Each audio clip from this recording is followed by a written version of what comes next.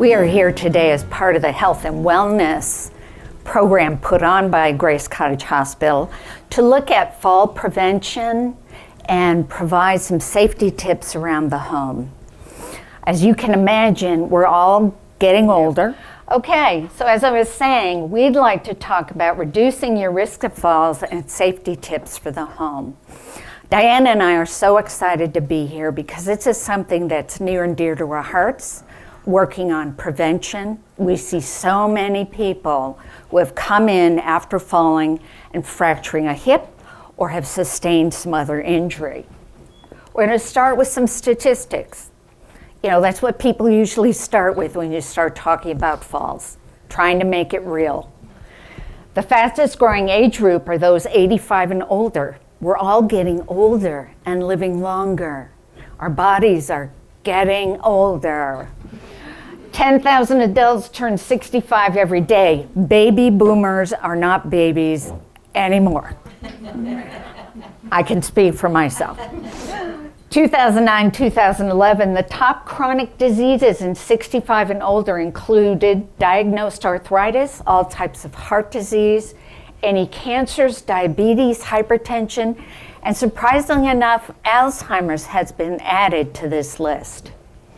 1 in 5 falls causes a serious injury, such as fractures or head injury.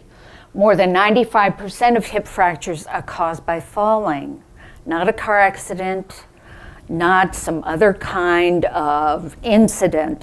Well, falls are an incident. Falls frequently result in loss of independence in the home and start of a progressive physical and medical decline. I can speak personally because my mother, who lived at Valley Cares in, I forget exactly when, but she was able to stay there for 2 years. She fell and fractured her pelvis, and she went down from there.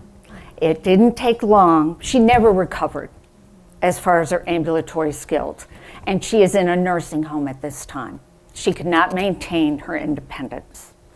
So that is just an example and very close to my heart as far as how important this is with preventive measures. And besides those that we've just mentioned, they can create financial hardships. Insurance only goes so far. They don't pay for independent living.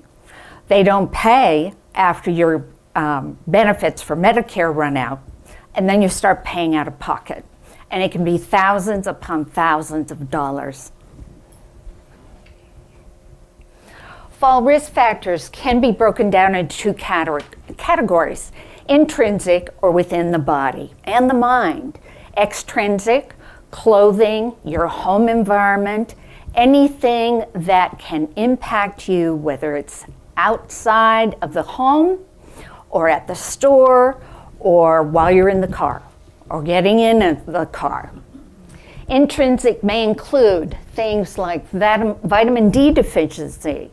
Vitamin D is very important for muscle and bone health.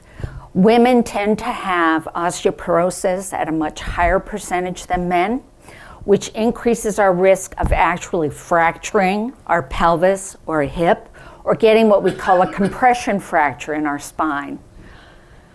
Changes in cognition, short-term memory loss. We lose our judgment. We take risks.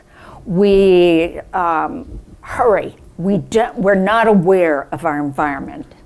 Polypharmacology. So many of us have so many medications that we can't always keep track of what mixes with what. And this includes, and I've seen problems arise with herbs, with supplements, because we don't always know how they're going to react with the medications we're currently on. Changes in vision, incorrect eyewear prescriptions. Again, the subtle changes that happens as we get older. Sometimes we let those trips to the eye doctor lapse. Thank you. That's the word I'm looking for. Loss of hearing. We can't hear the dog barking, so the dog surprises us and we're tripped. We don't hear someone coming towards us and we turn too fast and we're knocked over. Significant weight loss or gain can be the precursors to other diagnoses or other disease processes that we tend to forget. Lower body weakness, overall joint stiffness, arthritis, any other type of degenerative changes, spinal stenosis can in turn cause weakness in the lower body. Overall joint stiffness, osteoarthritis, rheumatoid arthritis, there's a whole gamut of them. And they can cause stiffness in the joints, which causes weakness, which means we're not moving as much, which sets us up for falls. Numbness and tingling in the feet and hands. This happens many times because of diabetes. That is a prevalent cause that we see from that disease. Poor footwear, foot pain. You have that bunion that you've let go for too long. You have a little arthritis in your toes. It's affecting how you walk. And you're wearing flip-flops. That puts you at a high risk for falls. And we don't realize how our physical problems can start from the feet and go up. Fear of falling. It's amazing how we start to decline, whether it's medical, physical, combination, or we're just starting to feel a little unsteady, that we start to get afraid of falling. And it becomes a spiral going down because we're afraid, we move less, we're even more scared, we do even less. A fall is a fall, whether it's with or without injury. And we have to keep that in mind. Our risk for falling increases significantly the more of these factors that we have in our lives. What you can do, of course, as Dr. Berkeley already touched on, the biggest thing is getting the correct and consistent medical care. It's not just for annual physicals, although those are very important, but we have to keep in mind that we need that supervision to be evaluating our risks as they come up. Certain age groups, genetics, all play a part in what we could develop as we get older. Reviewing the medications, we don't realize too how medications can interact. We may not keep track of, did I take those pills in the morning? Do you have a pill planner? Are you keeping up with refilling these medications so that you're not going a couple of days and not taking something? Assess your need of vitamin D supplements, again for bone and muscle health. Report any falls, even if you don't get hurt. It could be the sign of another, of something else, some other condition that is coming up. Report an increase in urinary frequency, and we added this because so many falls happen because people are making a beeline to the bathroom. They have to go, and then they're incontinent, the floor is slippery, and they fall. Stay up to date on all your medications, changes in dosing, understanding the side effects, even if you're only taking one or two. As the dosing needs to be changing, or if you haven't been to the doctor in a while, you can start to have some problems. Have your eyes examined. Changes in your eyesight can be very subtle. All of a sudden, you're losing a little peripheral vision, or starting to get a little hazy. Or you notice it's a little blurry right down the center, or everything's getting a little blurry. You're squinting more. So these can be signs of macular degeneration, cataracts, and there's a whole host of things that there are steps that can be taken with the best follow-up that you can have. Regular strengthening exercise and balance. We don't realize too how our balance is affected as we get weaker, stiff, we're less active, and we just start getting kind of wobbly, which contributes then to our fear of falling. Regular strengthening exercises and balance activities can include strong bones provided by Grace Cottage Hospital, Tai Chi, and just walking. The important thing is to keep moving. Get those joints moving, get the muscles working, get your cardiovascular system pumping. Pamphlets we have available today, they're in the back of the table, and if anybody has any questions, we'd be happy to answer them. They include Stay Independent, What You Can Do, Postural Hypotension. so that when you stand up or sit up, your blood pressure drops, you get very dizzy, and you can fall. There's also a yellow pamphlet or brochure for it called Tips for Making Your Home More Safe, or helping you to be safer and independent longer in your home as there are physical changes. This includes some of the information, or much more information than what we'll be going over today, but some very helpful tips in the bathroom, in the living room, outside, in the laundry room, just a whole series of ideas that you may or may not want right now or feel you need right now, but you may need down the road, or you may know someone who would benefit from these. Extrinsic factors are your home. What does the ideal Vermont home look like? Seriously, what does it look like? Or your house. Colonial, 2-story, up on a hill, there's a babbling brook. You have the stone walkway up the hill from the gravel driveway, and then there's stone steps into the house, no railings, and then thresholds to every room. And my grandmother's house used to get this hump in the floor every summer because wood would swell.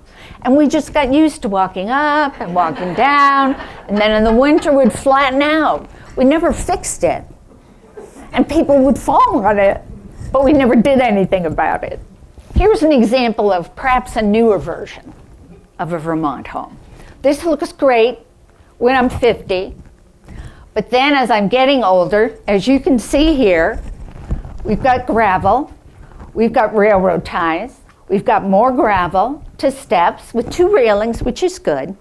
But if I start having some visual problems, depth perception, I may not see how high those railroad ties are. I may not be able to judge my footing on that gravel.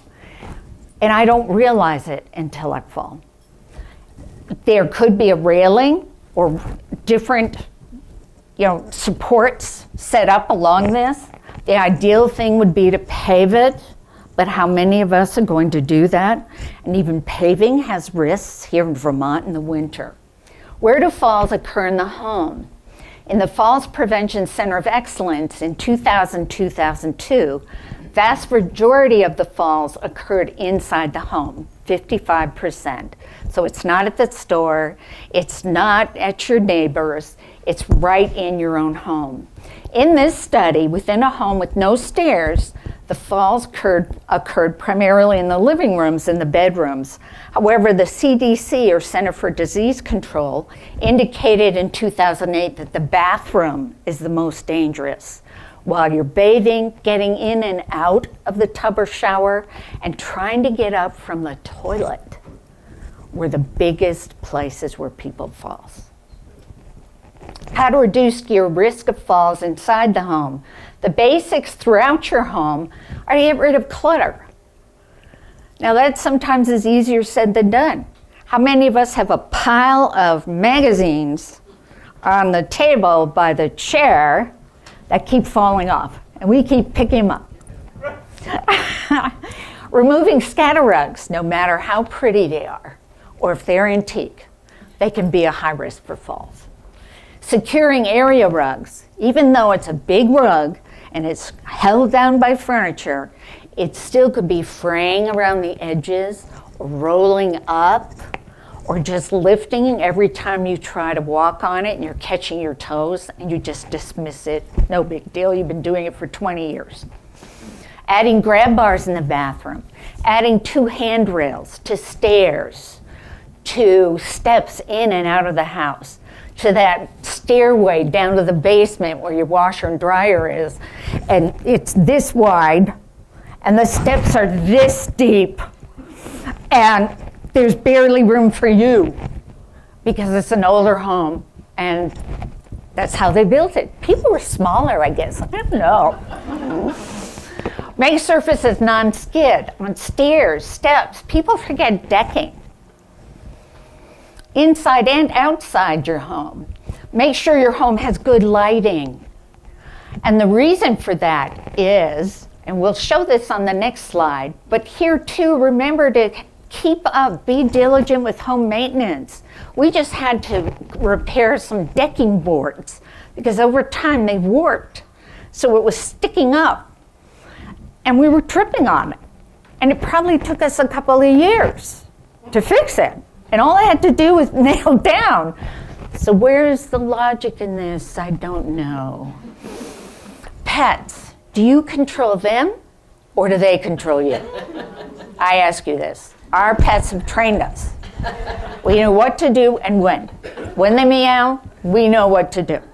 And they get underfoot, dogs especially, in their excitement and enthusiasm to get that food. How often are they just running around you? And the perfect dog in Vermont? Golden Lab.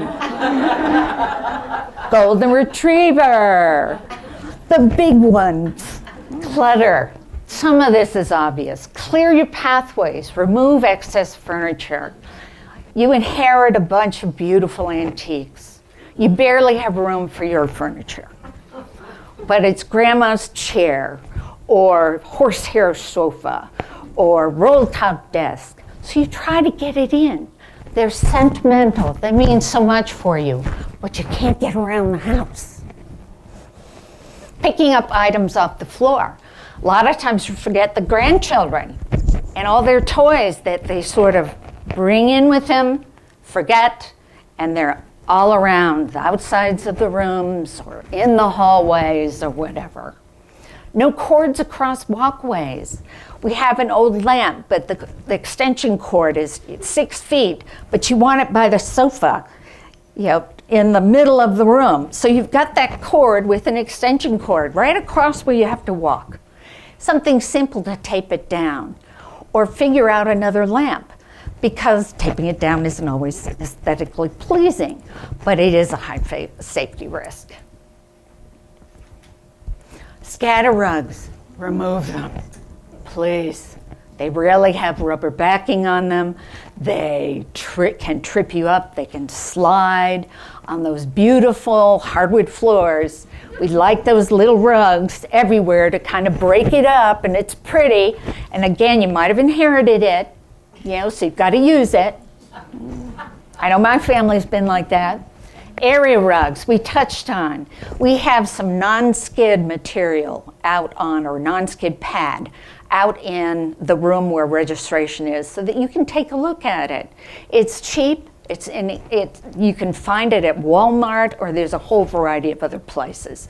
And it just takes a second to put it underneath the rug.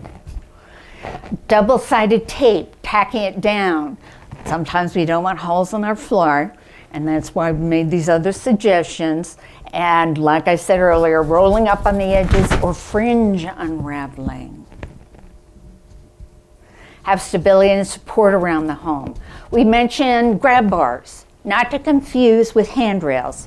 You may think it's just semantics, but people think of handrails on stairs, along the hallway, along a walkway. They're so important to have them installed correctly.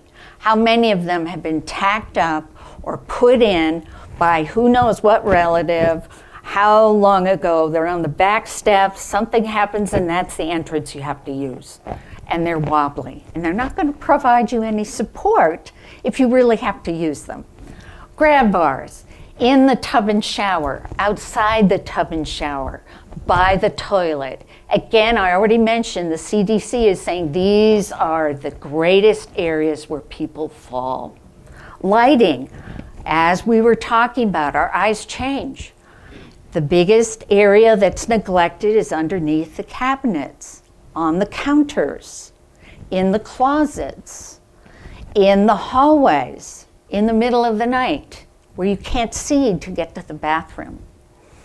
Good lighting also helps compensate for these changes in the natural aging process. It also includes outside the home. The reason for this, if you look at, this is in lumens, let's just say brightness.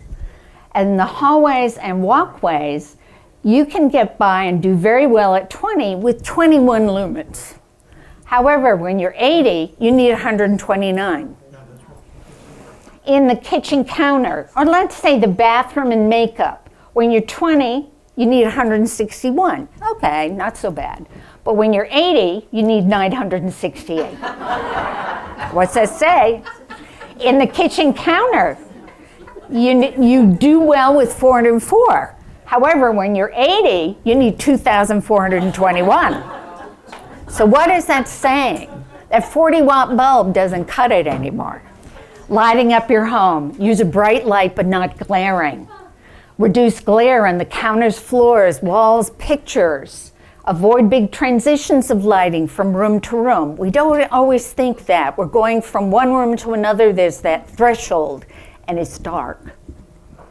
Use contrast colors on doorways and steps. You may have the edge of the steps one color, and the stairs actually another color. We see that at the hospital. It's really helpful. Use night lights with enough brightness.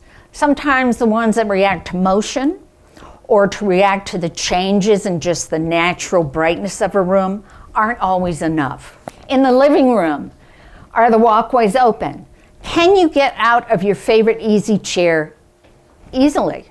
Is it too soft? Are you having to do the 1, 2, 3 to get up? And heaven help you, you hope you land upright.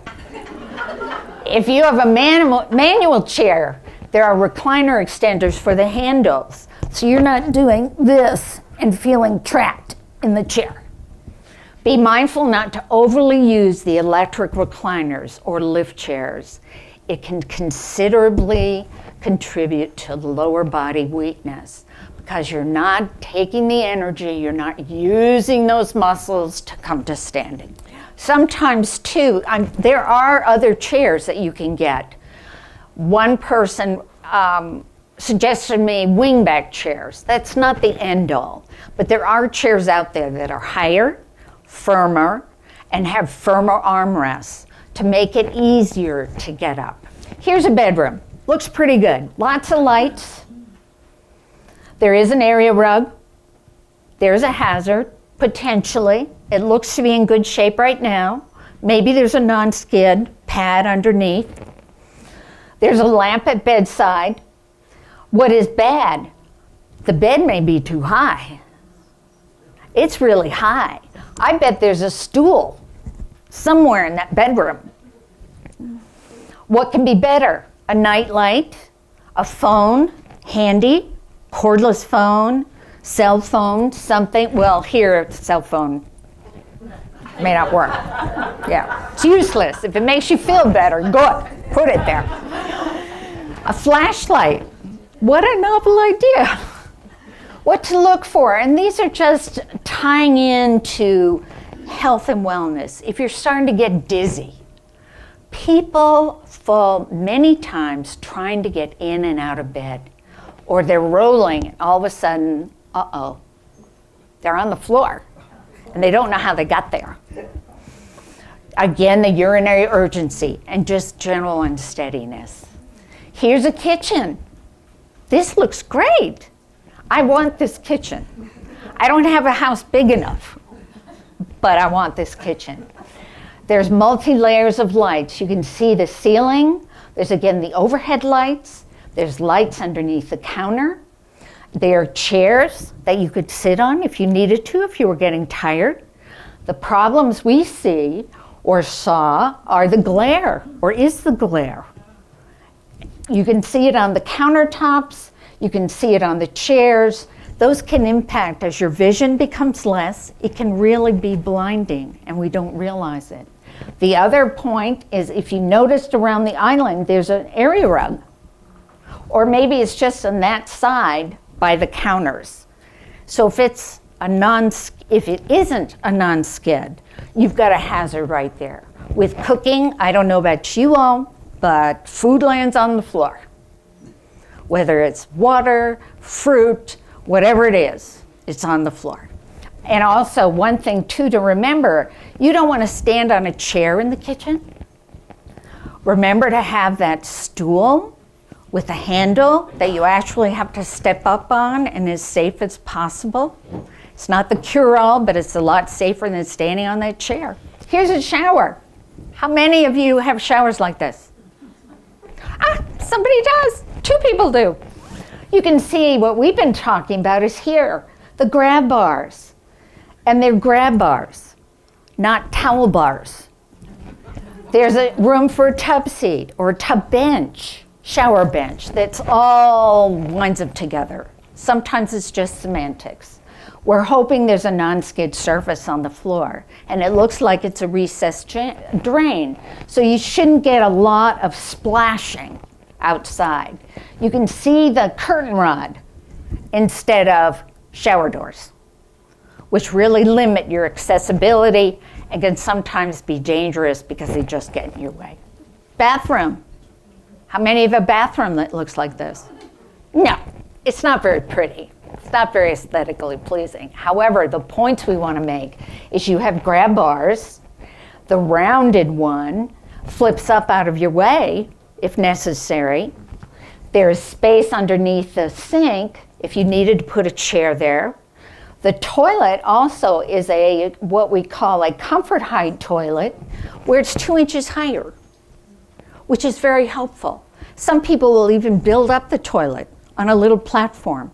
Or there are raised toilet seats, commode frames that can go over the toilet if you can't put up railings, and they have the armrests you might need to get up and down. What's wrong with this? Right away, what do you guys see? Okay, poor lighting, scatter rugs out the gazoo. There are all kinds of tables and a hassock and some sort of a jug and a cabinet, another table, not sure what that is. And then the stairs, you can see that to your right.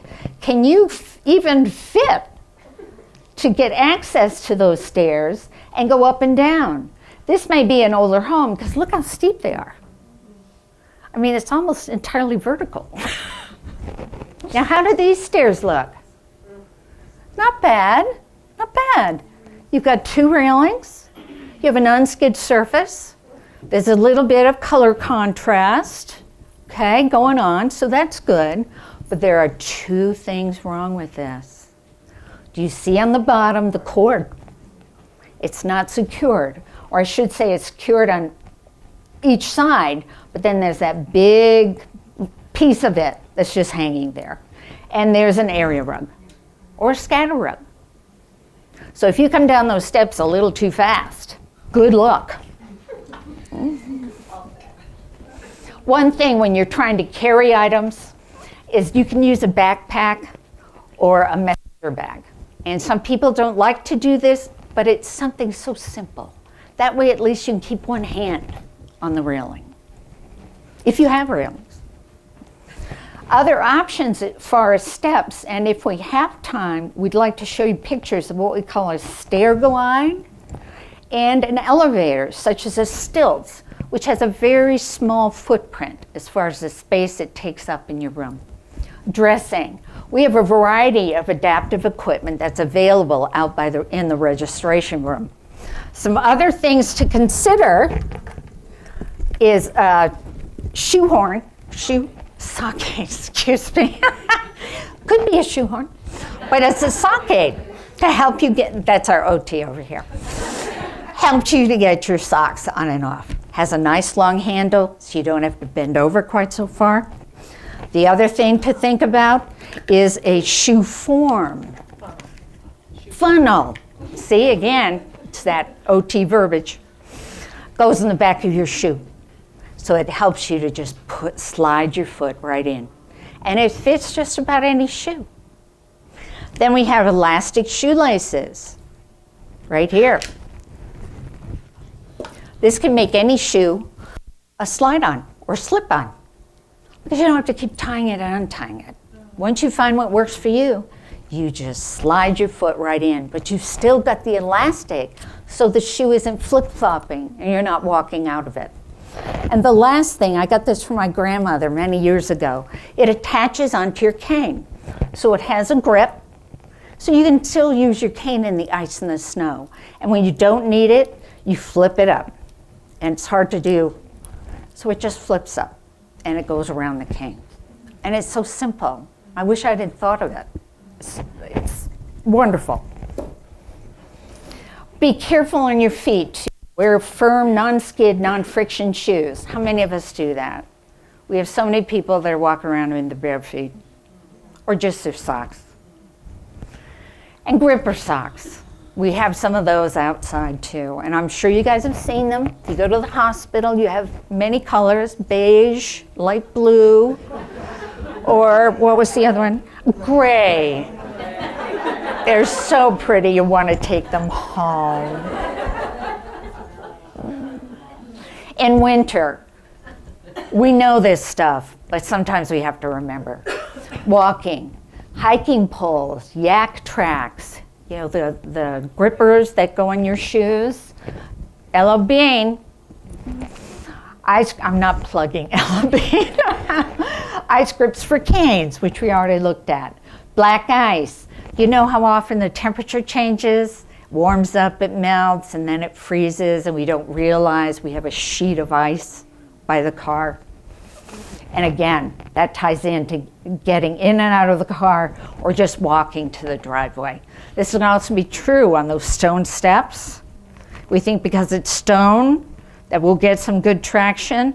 There can still be that little layer of ice on it. Remember, it can be that almost fall that lets you know that something is changing, whether it be intrinsic or extrinsic.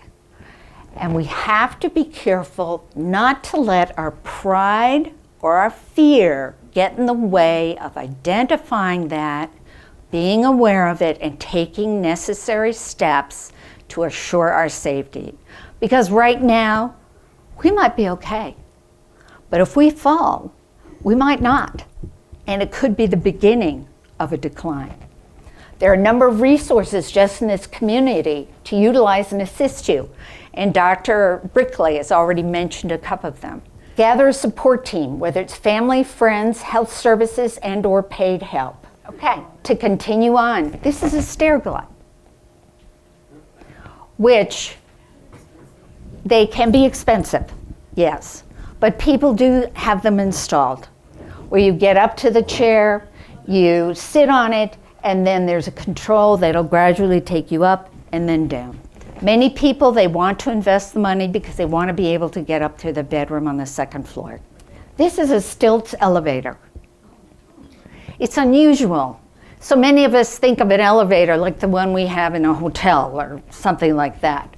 But this, again, has a very small footprint. Doesn't take up a lot of room, and it goes up to, say, the bedroom or whatever, and just comes down to the main floor. And when it's up, all you have are those bars. I don't know what they cost, but it's nice to know that there's an option. I think this one was like $18,000. $18,000. Yeah. Second mortgage. Okay. Here's a feeding dish for your animals with an extension on it. So you don't have to do all that bending over while the cat is circling around your ankles. And then, is that a pooper scooper? An extended pooper scooper for your kitty litter. Now this looks like a nice bathroom. And the tubing is just one brand of using adaptive equipment. Not all look like this. Some are metal, some are more solid plastic. There's just a whole variety.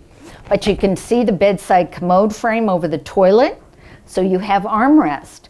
You see the grab bars, and even a grab bar instead of a towel bar for the towels.